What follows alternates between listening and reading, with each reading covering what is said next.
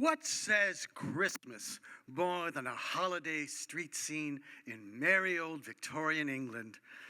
Carolers singing, shoppers bustling about in top hats and bonnets, and rooftops all covered in snow. It was the mid-'70s, and I was living an actor's dream. Paid work. The producers of the famed Renaissance Fair decided to produce a holiday event in San Francisco called the Dickens Fair. My drama school alumni theater troupe was a well-known and respected commedia dell'arte company that had performed many seasons at the Renaissance Fair, so we were invited to create a show for the Dickens Fair. We Renaissance Fair performers are the ancestors of Comic-Con geeks and next of kin to Civil War reenactors. We love cosplay as long as we're paid for it. We jumped at the chance to travel north and spend a month performing in San Francisco, the magical city by the bay. For the Dickens Fair, a giant warehouse was decorated to look like the streets of London during the time of Charles Dickens. There were shops and food stalls and pubs and performance spaces. As a young, gay, working actor, I was looking forward to being able to do what I love and maybe get lucky and have a winter romance. It had been a while since my last relationship, so I was ready to try again, even if it turned out to be just a holiday hookup or two. Our adventure began with our arrival in Berkeley. The Dickens Fair wasn't providing housing, so we were left to fend for ourselves. Fortunately, we had planned to stay with Cousin Bob, a cousin of our director, Patrick. We could save money by staying with Bob, money that I could spend going to restaurants and gay bars and clubs, hoping to find my lover for my romantic winter affair. When we arrived, we discovered that Bob was not doing well. He was a sweet, frail, elderly man with a voice like Truman Capote. His home was like Miss Havisham's house, the crazed and bitter spinster from Great Expectations. It was run down, musty, and dark. The kitchen and pantry had stacks of old, dusty cans of fruits and vegetables that might have been leftover rations from World War II. But the first thing you noticed was the smell. Bob had a beautiful white husky dog that wasn't completely housebroken. So the house smelled like dog piss and, despite the fact that none were present, Cheetos. So we dubbed the house Casa Chitopi. After spending a few days of watching Cousin Bob shuffling around Casa Chitopi, having to take Thorazine and cancer meds, we were heartbroken. Knowing that he was in such poor health with no clue as to how to handle the situation, we decided it would be best if we didn't disturb his routine and his home. So we moved to a youth hostel for the rest of our stay.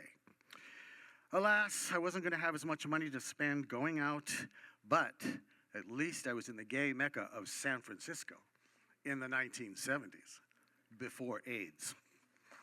We wished Bob well, and we escaped from Berkeley to the city.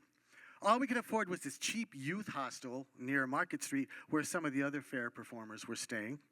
It was a step above a flop house and as Spartan as a nun's bedroom. A winter affair or sexy liaison in that place would have felt like a conjugal visit in prison. It was basically just going to be a place to shower, sleep, and stash our stuff, but somehow I felt I was still going to have my winter affair. I was empowered by the fact that our show was a hit, and it became a must-see at the Dickens Fair. It was a medicine show, the type you might see during the Victorian era, with eccentric characters selling snake oil and phony cures for diseases to unsuspecting crowds. We also performed scenes and tableaux that were a satirical critique of imperialism and racism in Victorian England.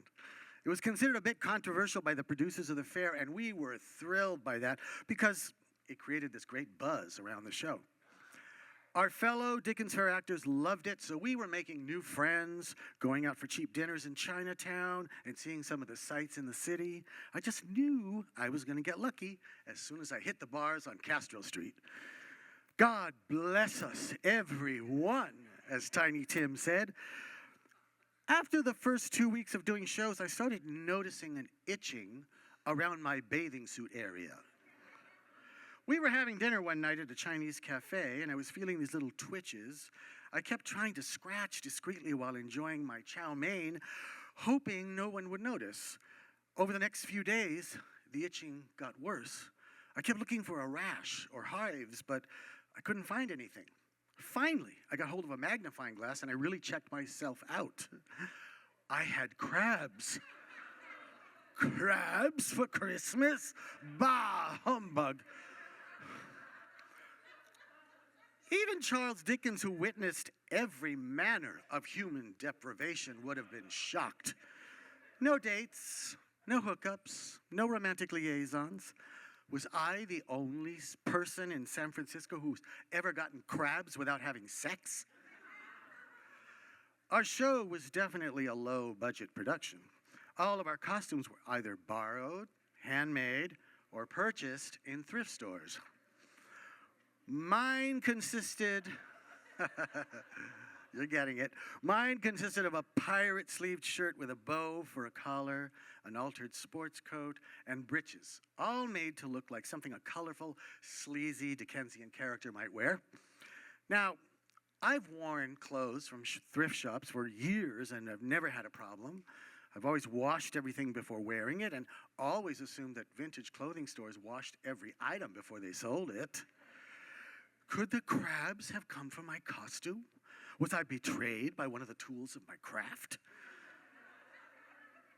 Or maybe they came from the youth hostel. It remains a mystery to this very day. I spent the next 2 weeks dousing myself with Quell, finishing one bottle in a few days and then going back to the drugstore for another. Please, sir, some more?